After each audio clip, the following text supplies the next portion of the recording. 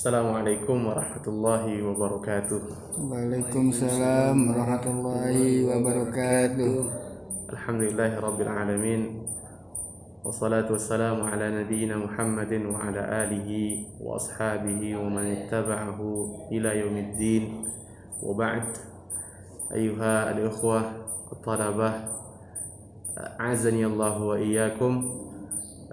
Pada kesempatan kali ini Ustadz akan menanggapi beberapa pertanyaan yang telah masuk ke Ustadz berkenaan dengan pertemuan pertama kita di hari Selasa kemarin, mata pelajaran Nahwu. Ada beberapa pertanyaan yang telah Ustadz rangkum di sini dan insya Allah Ustadz akan jawab semampu Ustadz.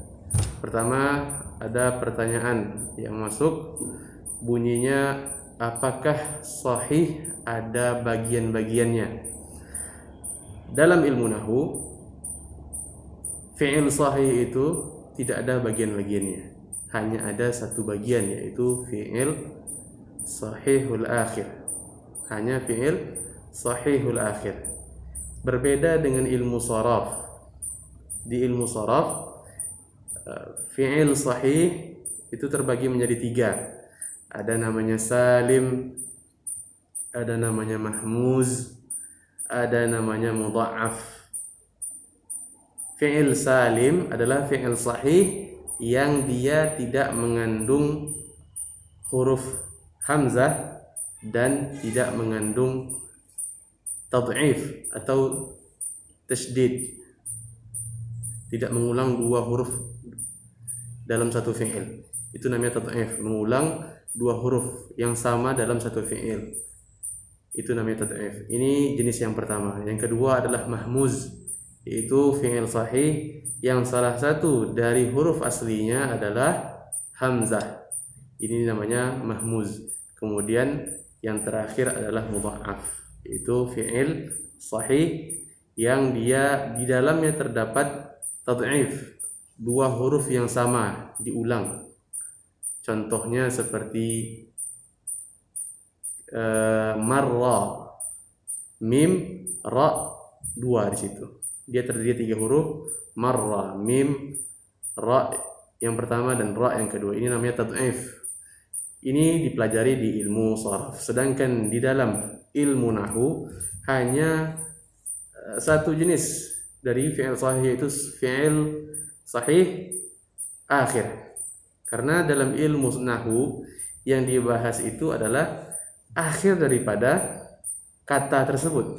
Berbeda dengan ilmu nahwu yang dia membahas perubahan yang terjadi dalam sebuah kata secara keseluruhan. Itu jawaban dari pertanyaan yang pertama. Yang kedua, pertanyaannya, jumlah ismiyah itu didahului dengan isim atau dan dhamir, Ustadz? Jawabannya iya. Jumlah ismiyah itu adalah kalimat yang diawali dengan isim dan dhamir termasuk bagian daripada isim. Jadi bisa dhamir atau isim-isim yang lainnya. Kemudian, Ustadz, kenapa murojaah jilid satunya nggak selesai? Ya, karena terbatas waktu kita. Kalau kita bahas detail panjang lebar, bisa-bisa durasi video kita lebih dari 1 jam dan akan sulit untuk memori HP-nya dan uploadnya ke internet. Kemudian pertanyaan selanjutnya, apa pengertian jumlah fi'liyah?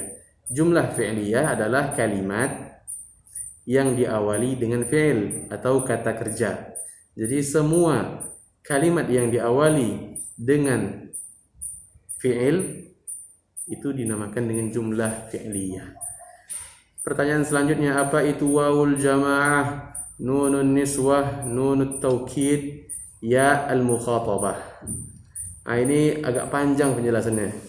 Ini berkenaan dengan ilmu sharaf juga. Wawul jamaah, kita kasih contoh. Wawul jamaah.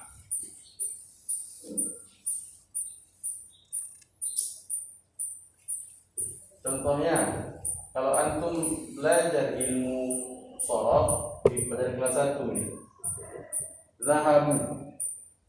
Asal katanya dari zahaba. Zahaba. Ini digunakan untuk pelakunya adalah huwa. Dia satu orang laki-laki. Kalau pelakunya lebih daripada satu orang, hum. Dia satu orang laki-laki, hum. 3 orang laki-laki, dia 3 orang atau lebih, atau mereka laki-laki. Maka fi'ilnya ditambahkan dengan waw. Inilah yang dinamakan dengan wawul jamaah. Waw yang menunjukkan bahwasanya pelaku daripada kata kerja tersebut adalah hum. Jadi waw adalah bentuk singkat daripada hum. Zahabu. Ini adalah dhamir yang ditambahkan dalam sebuah fi'il kalau dia menunjukkan bahwasanya pelakunya adalah hum. Zahaba menjadi zahabu. Ada wawul jamaah. Kemudian yang kedua, apa itu nunun niswah? Nunun niswah adalah dhamir yang maknanya adalah mereka perempuan. Zahab. Nah, yang ini mereka laki-laki telah pergi. Kalau mereka perempuan telah pergi, ditambahkan dia dengan nunun niswah. Ini namanya nunun niswah. Nunun niswah. Untuk menunjukkan bahwasanya pelakunya adalah hunna. Kemudian ya mukhatabah. Ya mukhatabah itu adalah dhamir yang dia hanya berada di fi'il mudhari'. Tadhhabina.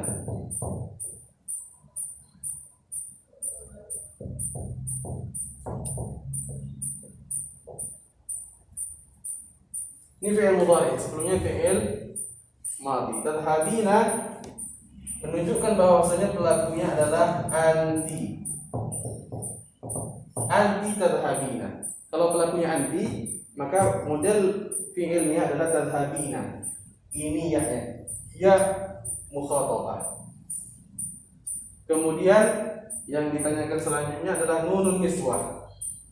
Nunun niswah itu bukanlah dhamir, akan tapi dia adalah huruf yang menunjukkan penguatan makna daripada fi'il tadi. Adhabanna, saat la adhabanna, sungguh saya akan pergi. La adhabanna ila al-masjid, sungguh saya pergi ke masjid. Penekanan makna itu guna dari nunut taukid, dan insyaallah itu akan kita pelajari selanjutnya. Kemudian pertanyaan selanjutnya, penjelasan i'rab Ustaz. Untuk penjelasan i'rab itu butuh waktu yang sangat panjang, dan insyaallah kalau ada kesempatan Ustaz berkeinginan untuk membuat video khusus berkenaan dengan i'rab. Kemudian ada yang bertanya lagi, didahului dengan fi'il madhi, mudhari atau amar jumlah mufidah tersebut.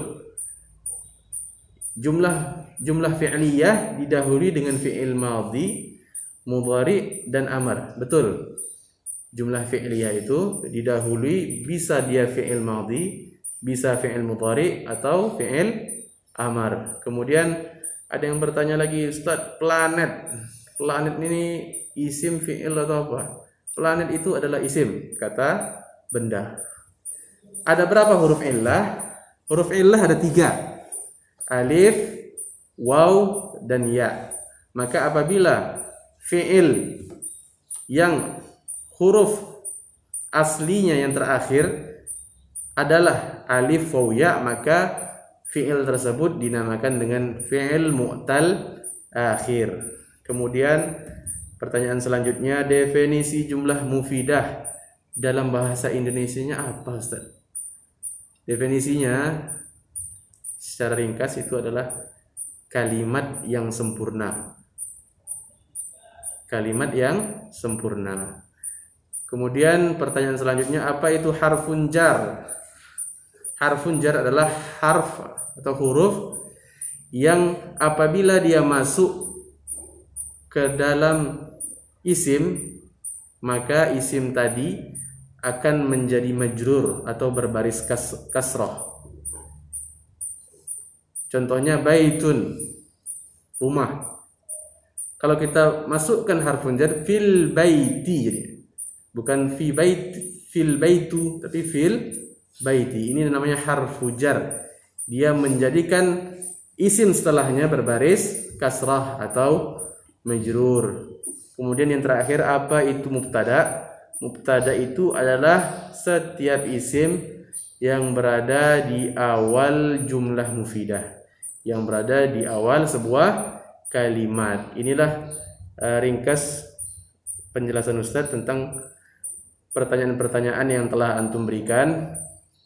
Memang dengan kondisi kita saat ini, kita tidak bisa betul-betul detail membahas, dan Ustadz ingin nanti untuk pelajaran-pelajaran yang telah berlalu itu di buku 1 akan Ustadz siapkan penjelasan-penjelasannya, dan Ustadz akan kirimkan ke antum biar antum bisa lihat nanti, insyaallah. Ini dari Ustadz, lebih dan kurangnya Ustadz mohon maaf. Wassallallahu ala nabiyyina Muhammad wa ala alihi wa ashabihi ajma'in. Wassalamualaikum warahmatullahi wabarakatuh.